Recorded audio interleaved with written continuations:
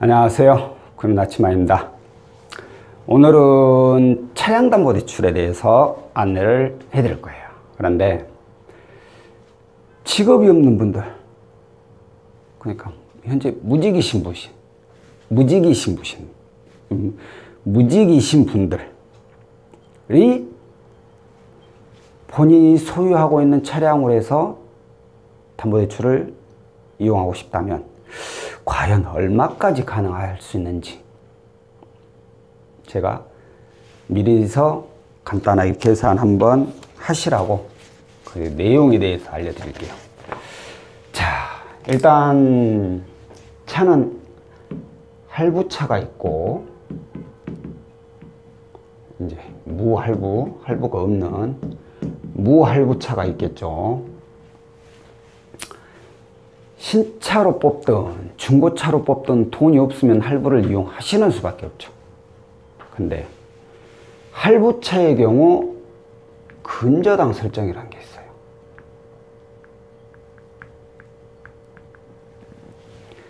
이 근저당 설정이 얼마이냐에 따라서 이제 대출이 가능 여부가 갈라지게 됩니다. 또 가능하더라도 얼마가 나올 수 있는지. 자, 그러면 근저당 설정이 이걸 어떻게 얘기를 할까? 있는 차의 경우에 얼마까지 그럼 가능할 수 있느냐? 근저당 설정에서 빼기 차량 시세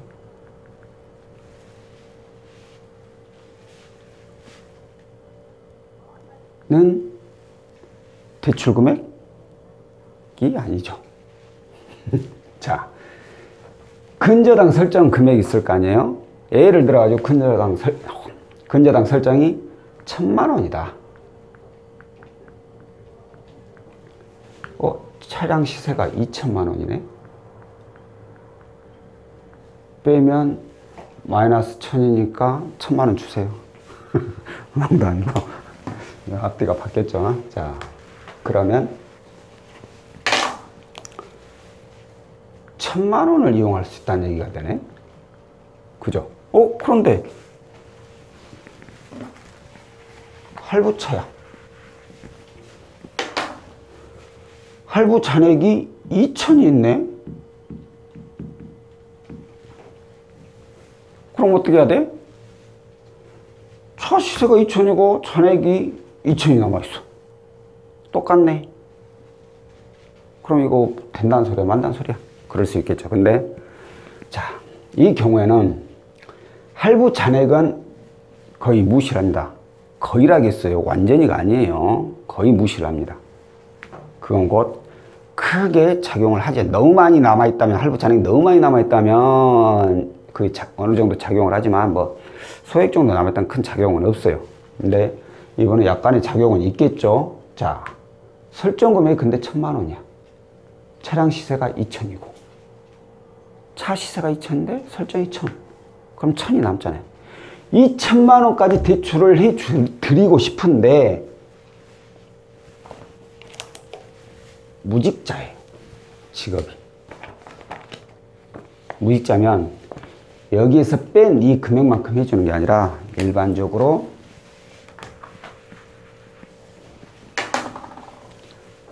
80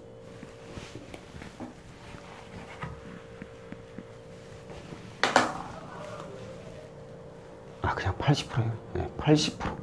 즉 약 800만 원 정도를 이용할 수 있어요. 여기에 이제 이 할부 잔액이 어떻게 적용이 되느냐에 따라서 이 금액보다 더 낮춰질 수도 있죠. 근데 일반적으로 이렇게 생각을 하시면 된다는 거죠. 그러면 이건 당연히 이게 지금 선순위잖아요. 현재 할부사가 선순위. 그럼 이건 뭐가 되겠어요? 이건 이제 후순위죠. 후순위 이게 자동차 담보대출이죠.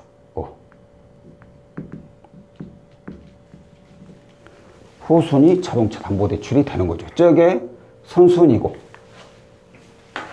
한 차량으로 두 군데에서 대출을 받는다는 거죠.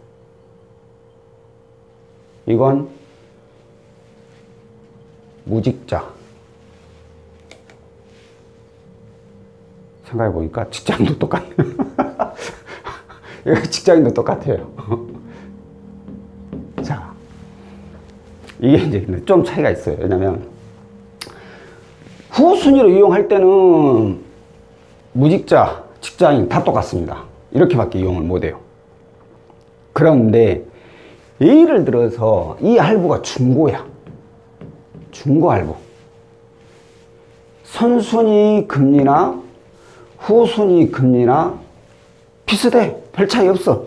똑같아. 그러면 괜시리 두 군데 대출 이용할 필요가 없죠. 대출 건수만 늘어나고 신용 등급만 안 좋아지는데. 이걸 대환을 해요. 일이. 대환 조건.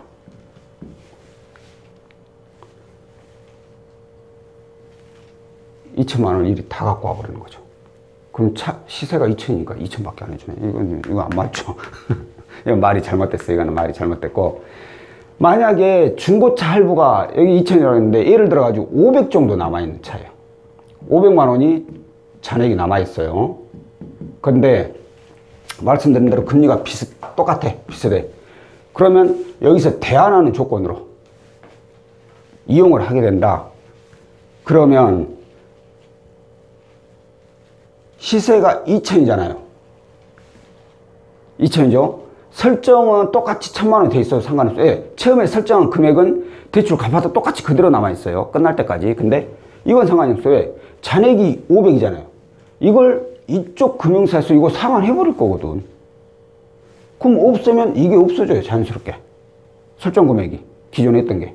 그러면 차 시세가 2,000이기 때문에 2,000만 원까지 대출이 가능해요. 이 경우는 무직자. 무직자인 경우에는 이 차량 시세만큼 이제 대환하는 조건으로 가능합니다. 그런데 예를 들어서 이분이 직장인이야.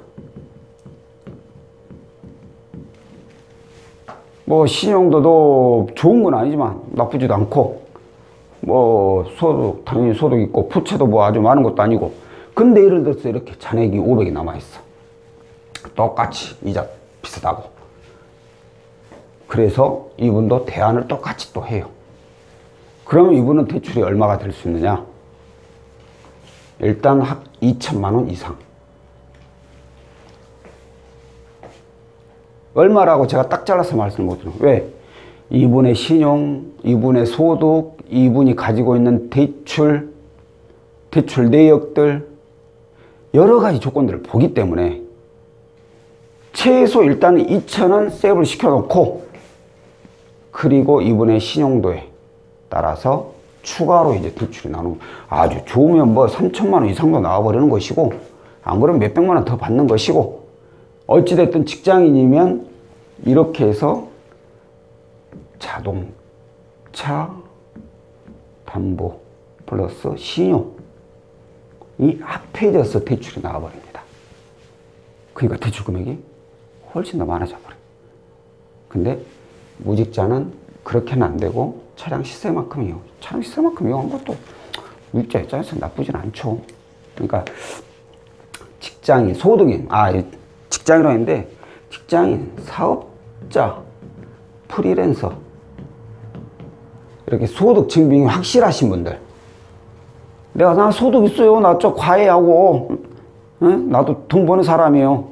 네, 현금으로 받거나 뭐 어디 소속도 안 되고 재직 확인도 안 되고 통장에 돈이 찍히는데 이게 급여인지 뭔지 알 수도 없는 그런 소득은 인정이 안 되고 이렇게 직장 4대 보험이 적용되거나 자영업을 하시거나 프리랜서라는 거 우리 뭐 보험 설계사, 학습지 코디네이터 뭐 이런 회사에 소속이 돼 있어 가지고 그 회사에서 매달 급여가 나오는 분들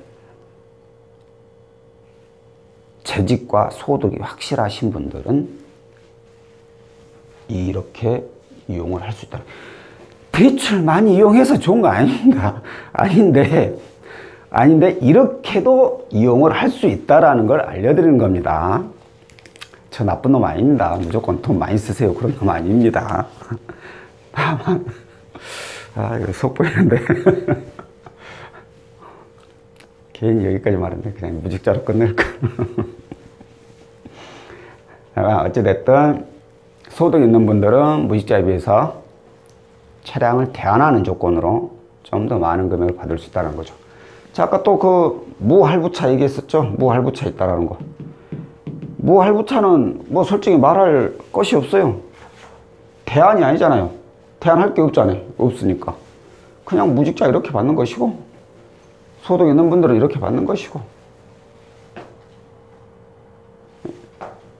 후순위라는 게 없죠. 아까 여건 또 선순위, 후순위도 있었지만, 이건 무할부차는 후순위라는 게 없죠. 기존에 받아 있는 게 없기 때문에 무조건 선순위로 가능하죠. 자, 오늘은 현재 예를 들어서 무직이신 분하고 그리고 소득이 있는 분께서 본인 소유의 자동차가 있다면 이게 할부차인지 아닌지에 따라 가능할 수 있는 대출 금액에 대해서 알려드렸어요. 그러니까 만약에 차량으로 해서 대출을 좀 이용하고자 하는 분이라면 대략 방금 말씀드린 대로 계산을 좀 해보면 아, 내 차로 그럼 내가 얼마까지 이용을 할 수 있겠다.